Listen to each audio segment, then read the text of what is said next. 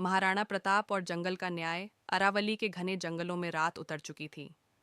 चांदनी पेड़ों की पत्तियों से छनकर जमीन पर चांदी की लकीरें बना रही थीं।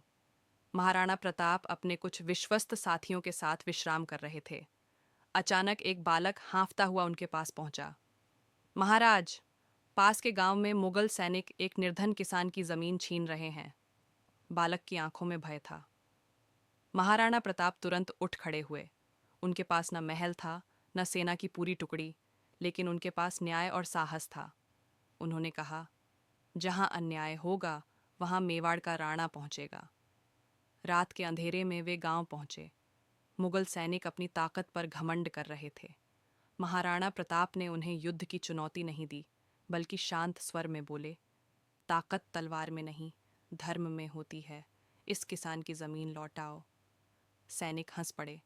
तभी जंगल से आवाजें आने लगीं, ढोल, सीटी और घोड़ों की टापें। यह महाराणा की रणनीति थी। सैनिकों को लगा कि पूरी सेना आ पहुंची है। डर के मारे वे भाग खड़े हुए। किसान की आंखों से आंसू बह निकले।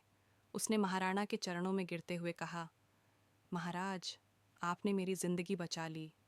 महाराणा प्रताप ने उसे उठाया और बोले, मैंने कुछ नहीं किया, यह तुम्हारा अधिकार था। राणा का काम केवल उसकी रक्षा करना है। सुबह होने से पहले वे फिर जंगल की ओर लौट गए, बिना किसी जय घोष के, बिना किसी पुरस्कार के।